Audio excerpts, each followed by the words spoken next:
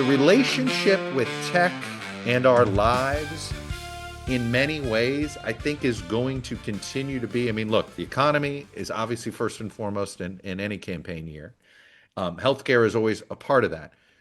But after those two issues, um, the impact of tech on all of our lives, whether it's screen time and our kids, whether it's AI and the fear of AI job displacement, the the impact of Silicon Valley and big tech in our lives is something.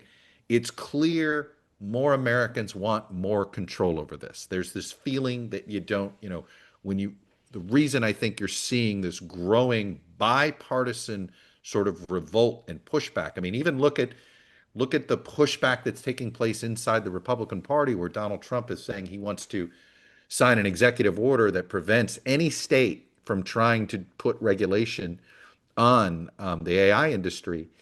And immediately, they try to put it in the government, they try to get it in the bill to reopen the government, and there wasn't the votes for that, and there was a total revolt on that. But even on this, I mean, you have Ron DeSantis, the governor of Florida, he's already unveiled his own, what he calls here, I'm reading it here, a citizen's bill of rights for artificial intelligence. And the proposals he's presenting are the types of things that a lot of lawmakers, left and right, would like to be talking about, including protecting consumers from anxiety-inducing things like deepfakes, data collections, chatbots engaging with minors, chatbots posing as mental health experts, how to deal with fraudulent use of our names and likeness. You have the revolt of people thinking that these data centers are the reasons why our electricity bills are spiking all over the country. There certainly appears to be a direct correlation, for instance, in the state I live in Virginia. So it is, I think it is worth noting how much this is more than just, in some ways, sometimes I bring it up as very singular issues, when it comes to, well, what are we going to do about AI job displacement? What are we going to do about these data centers? Or what are we going to do about, kids in schools? There is a larger sort of tech in our lives, right? And there is a growing feeling that we have less and less choice of how tech interacts with us. And I think, you know, that's it's almost a universal sort of political complaint, right? You will get a revolt of the masses when there is a feeling that control that they used to have, they no longer have, right? Control that we all used to have, we feel as if we no longer have. I mean, I go back, take the there's a movement to try to sort of flip the script on the internet, right? Instead of um, us having to agree to terms and conditions to use apps that big tech asks us to click yes on, that it's the other way around, that when they want access to our data, they have to ask us permission, right? It's a little bit what the Europeans have been trying to do in their ability to regulate interactions between social media or AI and the general public. But this is, none of this is unpopular, right? And it is interesting to watch the Trump administration wanting to barrel through. They have sort of are they want government and AI to be fused together. They accept the premise that America has to win the AI race, right? I think a lot of the AI tech founders have convinced the Trump administration that if they attempt any restrictions, China's going to win the AI race, and it's the plot of the most recent Mission Impossible, right? Whoever gets to the finish line first suddenly controls the globe, right? Is sort of the fear, I think, that has been presented to the Trump administration, and may explain why they're going along with this idea. And of course, um, I think there's a reason there's a lot of us that are very skeptical of just racing down this road. If you liked the way the tech companies introduce social media into society, then by all means, let them go unrestricted introducing artificial intelligence into society. But if we look at what social media has done and we look at it as a failure, not a success. And that's the thing is social media been a success or a failure? If in some ways there are successful elements to it, there are plenty of people that have made money off of it.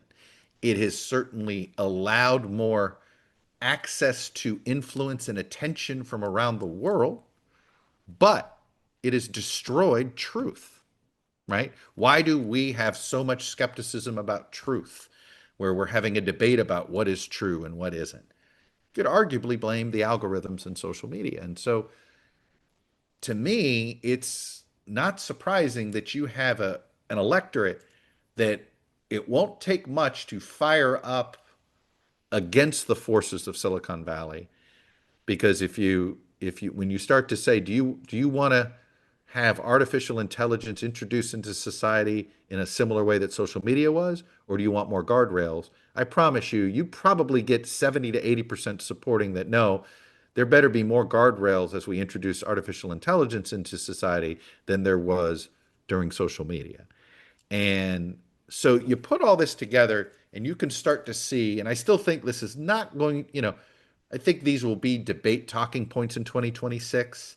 I think you will certainly see various candidates test driving some of these things, a citizen bill of rights on when it comes to the implementation of artificial intelligence will certainly, I think, pop up in governors' races in particular, and this cycle will have is the big cycle for governors' races. I do think it'll be really the presidential campaign that'll make this more of a national issue, right? Because that's when you're going to, you know, there'll be, when it comes to the job displacement issue, I think that is what'll feel more front and center. And then, of course, we want to see what is the state of this economy, right? This is an economy that is not a good economy, but it is being essentially rescued right now by AI investment, right? You have a whole bunch of, I talked to one smart observer of the financial, a trained economist who said to me today, actually, that we're already in a recession. We just haven't, the numbers just aren't out yet. And it won't, it looks like productivity is doing okay because of just how much investment the sort of the six or seven largest companies in the world are making into artificial intelligence. It's essentially propping up America's GDP. It's sort of propping all these things up. So it's masking what is likely a recession for half the country, right? There are parts of there's certainly the 1% and those with some savings and some money in the stock market. They are not experiencing the recession, but for the other half of America, they are experiencing recession, right? They have costs are too much, right? You have an affordability issue on healthcare, an affordability issue on groceries, an affordability issue on housing. These are things that you just can't skip. You can't pinch pennies on, right?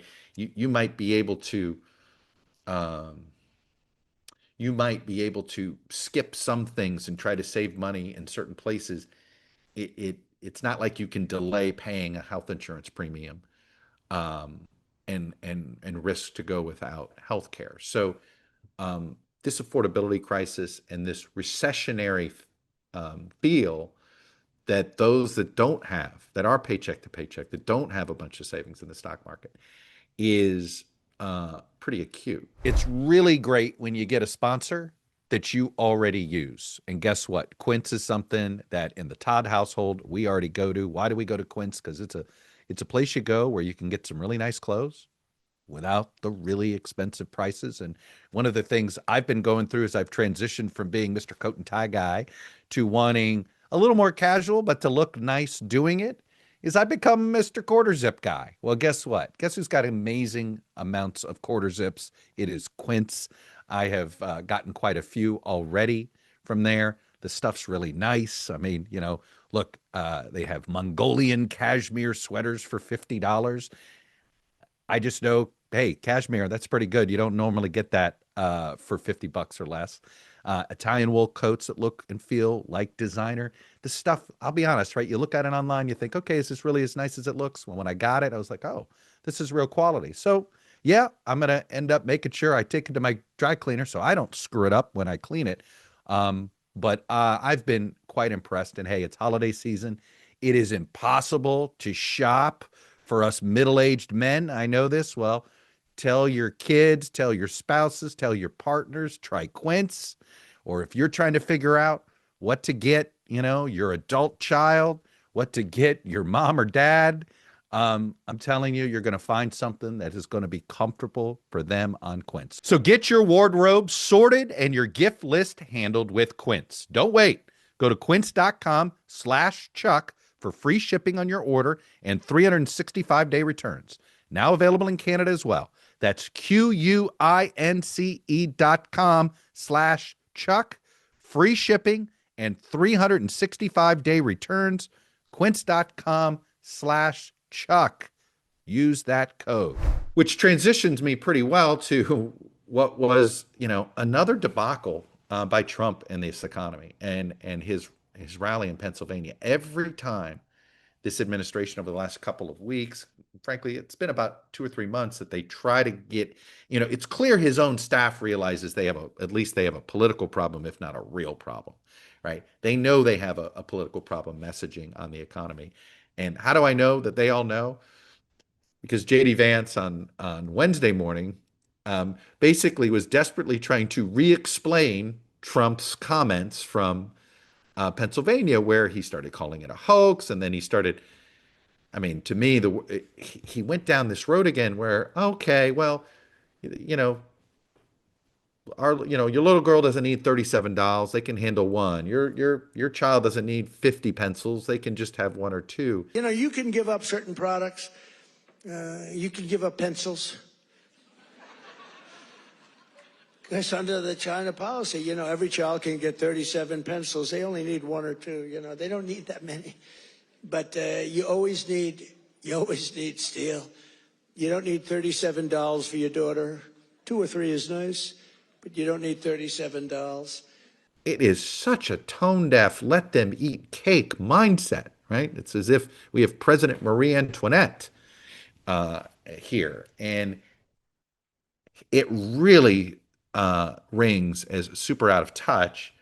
And it's clear you have people like JD Vance realizing how bad this is. So he tweets this morning, which is just the fun. I'm going to read his tweet. And then he goes, Joe Biden's insane policies left American families unable to afford a decent living in their own country. Through tax cuts, better paying jobs, and investment in American industry, President Trump is making America affordable again for working families one step at a time, right? They're trying so hard to explain this economy, but they're making the same mistake that the Biden White House made, which is, hey, you feel like this economy isn't good? You're wrong. This economy's we're doing really well, and it's healing, and this is happening, and this is happening. In Biden's case, he kept leaning on, look at all the new jobs that are being created. Look at all the money that's being invested. Well, in some ways, Trump and Vance are trying to make the same case. Hey, we're spending all this money, and we cut your taxes, and oh, by the way, look at the stock market, and look at all these deals that we're doing. But pay no attention to how tariffs are increasing everyday your everyday bills. So um, the Trump White House is walking into appears to be the same trap as Biden. They are, want to tell the public, don't don't believe what you're feeling. That's essentially right. It was essentially the message that Biden was communicating on the economy, that Harris was communicating on the economy, until they realized no, they had to sort of do a little "I feel your pain." Vance here is trying to do a little bit of "I feel your pain," but Trump wasn't going to go there.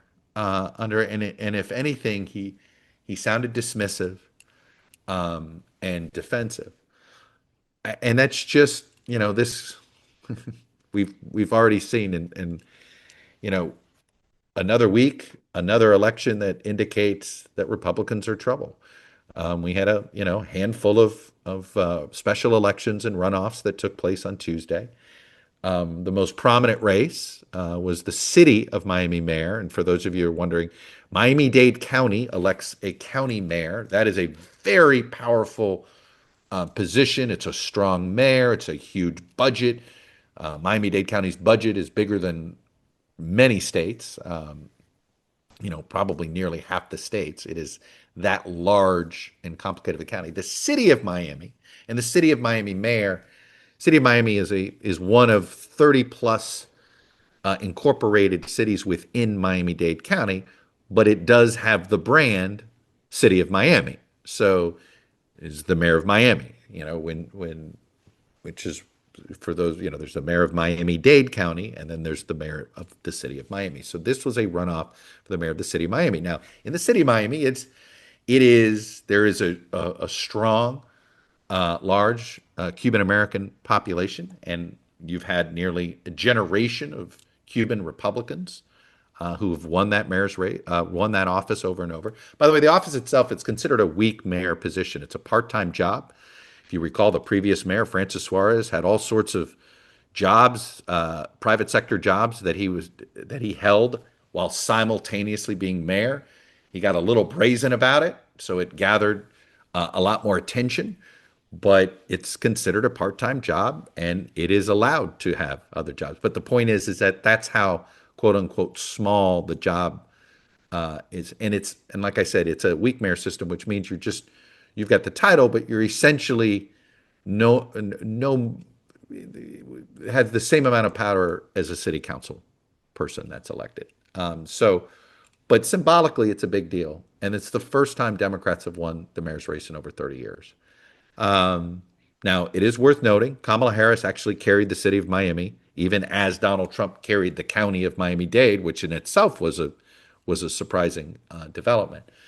So, but the margin that the Democrat won this race, and the fact that it was the first time in 30 years, and oh, by the way, there was a special election that no one was paying attention to in a state house seat in Georgia that flipped a 20 plus point Trump district that flipped. Um, it's the same pattern we saw in Tennessee 7 and that special, same pattern we saw in 2025. There's somewhere between a 10 to 15 to in some places 20-point overperformance by Democrats. Now, why is this happening? One, you have fired up Democratic voters. Two, Democratic voters in general are Democrats now have the more reliable voters. The voters, we're divided on education. It's another way of saying, who's paying attention to the minutia more so, and who are the voters that parachute in for presidential elections. Well, the Democrats now have the lion's share of the voters that are paying attention to all political minutia, versus Republicans are the ones that will see a turnout spike now in presidential years. It's a total reverse of what it was for the 80s, 90s, and even the first part of the 21st century. But we have now seen this is as sort of Trump created a realignment of the party the way he did, the less reliable voter who used to be more likely voting Democrat than Republican, now that less likely voter more likely votes Republican than Democrat, which is why Democrats are overperforming in all these special elections, all these non-presidential elections, whether it was the Supreme Court race in Wisconsin right after Trump got elected, or it's what we just saw earlier this week in the city of Miami, or in the state of Georgia. The everyday regular voter is just showing up, and that is benefiting Democrats. Then you throw in what is a sort of a growing demoralized base of the Republican Party, right? It's best expressed of watching what's happening in the House, where you have more and more Republicans getting cranky about not having any plan on health care. Apparently, Mike Johnson seemed to hint that, oh, we're going to have a healthcare plan really soon, and you're like, you are? You've had, let's see, when did Obamacare pass? Obamacare passed in March of 2010. So Republicans have had 15 years to come up with a healthcare plan alternative, and what? They just in another week they'll finally have one. Let's just say there's quite a bit of skepticism on that, and it's deserved skepticism. And at this point, it doesn't look like they're going to get a healthcare compromise before the end of the year. But I'll be honest, I think it's going to come. Um, I told you, I think in the earlier episode earlier this week, the outlines of a potential compromise that will probably be more to the liking of Democrats and Republicans is coming together in the House. And at some point, it will take Donald Trump just saying, go ahead and pass it. I'll support it and I'll give you cover. Um, that's still, but we are now to the point where it looks like these are going to expire and they're going to have to retroactively end up giving people the subsidies back. I am, maybe I'll be eating crow on this, but I'm still convinced that something's going to pass. These subsidies are going to get extended a year or two. I think the only thing Republicans have effectively said no to is the full as a 3-year extension, which is technically what Democrats have been asking for. But somewhere in the 2-year range, a 1 to 2 year range, it is coming. It's just at what point does Trump cry uncle? And at this point, it's not clear that he's ready to cry uncle just yet. Having good life insurance is incredibly important. I know from personal experience. I was 16 when my father passed away. We didn't have any money. He didn't leave us in the best shape. My mother, single mother now, widow, myself, 16, trying to figure out how am I going to pay for college. And lo and behold, my dad had one life insurance policy that we found. It wasn't a lot, but it was important at the time. And it's why I was able to go to college. Little did he know how important that would be in that moment. Well, guess what? That's why I am here to tell you about Ethos Life.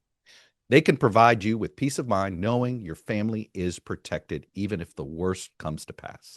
Ethos is an online platform that makes getting life insurance fast and easy, all designed to protect your family's future in minutes, not months. There's no complicated process, and it's 100% online. There's no medical exam required. You just answer a few health questions online. You can get a quote in as little as 10 minutes, and you can get same-day coverage without ever leaving your home. You can get up to $3 million in coverage, and some policies start as low as $2 a day. That would be billed monthly. As of March 2025, Business Insider named Ethos the #1 no medical exam instant life insurance provider. So protect your family with life insurance from Ethos. Get your free quote at ethos.com/Chuck. So again, that's ethos.com/Chuck. Application times may vary, and the rates themselves may vary as well. But trust me, life insurance is something you should really think about, especially if you've got a growing family.